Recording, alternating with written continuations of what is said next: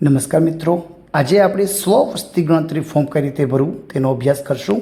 સૌથી પહેલાં સ્ક્રીન ઉપર દેખાતી જે વેબસાઇટ છે ac.census.gov.in ઉપર તમારે લોગિન થઈ જવાનું છે। ત્યાર પછી તમારે તમારું રાજ્ય અને કેપ્ચા કોડ નાખીને આ રીતનું ખુલશે।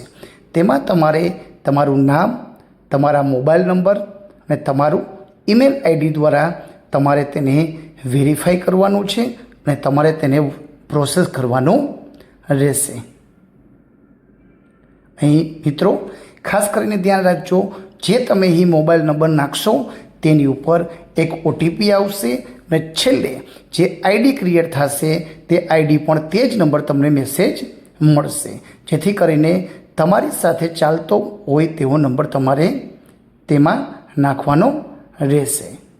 તમારે વેરીફાઈ અને પ્રોસેસ કર્યા પછી ઓટીપી તમારા મોબાઈલમાં આવશે, તે તમારે અહીં નાખવાનું છે ને આગળની પ્રોસેસ કરવાની છે।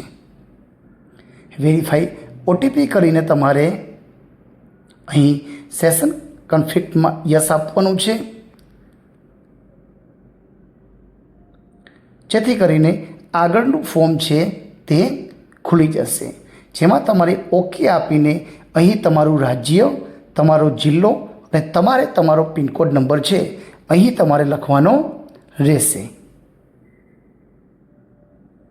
પિનકોડ લખ્યા બાદ નીચે તમારું ગામનું પૂરું નામ અથવા કોઈ શહેરનું પૂરું સરનામું હોય તે તમારે લખવાનું રહેશે, જેથી કરીને નીચેનો જે મેપ આવે છે તેમાં તમને એ લોકેશન બતાવી શકે।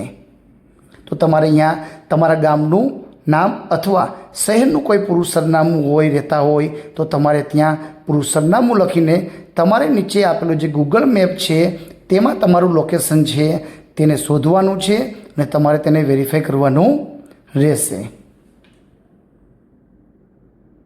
અહીં મેં મારું સરનામું લખી નાખ્યું છે, જે નીચેના મેપમાં સ્થળ છે એ તમને બતાવશે કે જે લાલ રંગના સિમ્બોલ ઉપર લોકેશન બતાવે છે એ ઓકે છે, તો એ આપણે વેરીફાઈ કરવાની અને અહીંયા શોધીને આપણે વેરીફાઈ કરવાનું રહેશે। અહીં સ્થળ છે એની આપણે પુષ્ટિ કરવાની છે અને આપણે એ લોકેશન છે એ આપણે જમણી બાજુ નીચે આપેલું સેવ કરો અને આગળ વધો ઉપર ક્લિક કરીને આપણે આગળની પ્રોસેસ કરવાની રહેશે। હા ઉપર ક્લિક કરીને આપણે સ્થળની પુષ્ટિ કરશું। ત્યારબાદ આપણે ઘરની બેઝિક પ્રશ્નો ઘણા બધા અહીંયા આપેલા છે, તેના યોગ્ય જવાબ છે આપણે કે ઘરના ભોંય તળિયામાં વપરાયેલ મુખ્ય સામગ્રી કઈ છે એમાંથી આપણે ટીક કરવાની રહેશે। અહીં આપણે દિવાલ છે એ શેની બનેલી છે એ આપણે ટીક કરવાનું રહેશે। અહીં છતમાં વપરાયેલ મુખ્ય સામગ્રી છે તો અહીં કોન્ક્રીટની બનેલી છત પાકી હોય તો એ રીતે સિલેક્ટ કરશું। આ ઘરની સ્થિતિ કેવી છે તો આપણે સારી છે, તો એ કરીને આપણે અહીંયા સેવ કરીને આગળ વધશું। આગળ છે કુટુંબમાં સામાન્ય રીતે કુલ કેટલા વ્યક્તિ, તો અહીંયા વ્યક્તિની સંખ્યા લખવાની છે।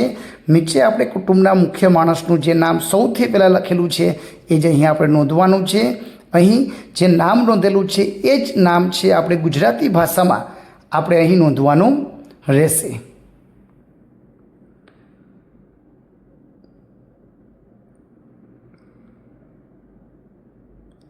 ગુજરાતીમાં નામ લખ્યા બાદ કુટુંબના મુખ્ય માણસની જાતિ છે એ શું છે, પુરુષ, સ્ત્રી કે ટ્રાન્સજેન્ડર છે, તો એ સિલેક્ટ કરીને આપણી જે જાતિ છે એ અહીંયા આપણે સિલેક્ટ કરવાની રહેશે। જે આ ઘરની માલિકીનો દરજ્જો છે, માલિકીનું છે કે ભાડુઆત છે કે કઈ રીતનું છે એ માહિતી આપણે સબમિટ કરીને અહીં ઓરડાની સંખ્યા અને ઘરમાં રહેતા દંપતીઓની કુલ કેટલી સંખ્યા છે એ કરીને આપણે સેવ કરીને આગળ વધવાનું છે। અહીં આપણે હા કરીને આગળ વધશું તો પીવાના પાણીનો મુખ્ય સ્ત્રોત શેના દ્વારા આપણને મળે છે એ અહીં આપણે વિગતમાંથી એ ટીક કરવાનું રહેશે। આગળ પીવાના પાણીના સ્ત્રોતની ઉપલબ્ધતાનું અંતર કઈ રીતનું છે તો આપણને પરિસરમાં જ મળી રહે છે। પ્રકાશનો મુખ્ય સ્ત્રોત વીજળી દ્વારા આપણે શૌચાલયનો ઉપયોગ કઈ રીતે કરીએ છીએ તો હા કરીને એમાં જે છે એનો કઈ રીતે એ અને શૌચાલયનો પ્રકાર કેવો છે એ આપણે ઉપરના જે વિકલ્પો આપેલી છે એનો અભ્યાસ કરીને આપણે જરૂરી જે વિગત લાગુ પડતી હોય એ આપણે ક્લિક કરવાની છે. કોઈ પણ એક વિકલ્પ ક્લિક કરીને આગળની પ્રક્રિયામાં કે ગંદા પાણીના નિકાલનું જોડાણ આપણે શેના દ્વારા કરીએ છીએ તો એ બંધ ગટર દ્વારા આપણને સુવિધાઓ હોય છે, તો એ ત્યાં આપણે લખશું.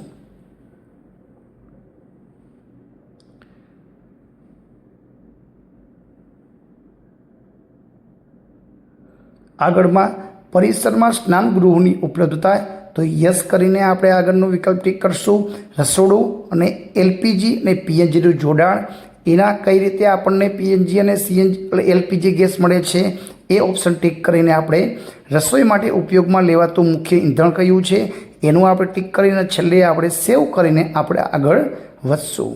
આગળ કરશું ત્યારે અહીંયા રેડિયો, ટ્રાન્ઝેક્શનની સુવિધા, ટેલિવિઝન, ઇન્ટરનેટ, લેપટોપ કે કોમ્પ્યુટર, એ બધી જે સુવિધાઓ છે, જે સાધનો છે એ કઈ રીતના છે એની વિગતના આપણે પ્રશ્નના જવાબ આપવાના રહેશે. તો એ આપણે જવાબને ટિક કરીને આપણને એ ડેટા સેવ કરીને આગળની પ્રોસેસ કરશું.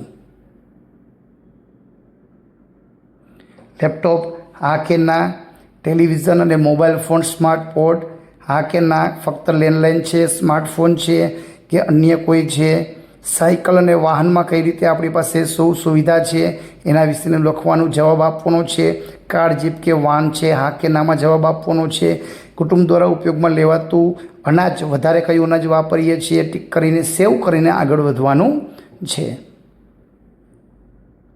હા કરશું તો તમામ માહિતી આપણે જે પૂરેલી છે બધી જ માહિતી આપણને અહીં જોવા મળશે. છેલ્લે આપણે અંતિમ સબમિટ કરવાનું છે. અંતિમ સબમિટ કર્યા પછી આપણને અંતિમ સબમિશન માટે આપણે જ્યારે હા આપશું ત્યારે સફળતાપૂર્વક તમારું સબમિશન કરવામાં આવ્યું છે એવો એક આપણને મેસેજ આવશે અને અહીં તમારો સ્વગણતરી આઈડી છે એ ક્રિએટ થયેલું છે, જે ગણતરીદારને આપવાનો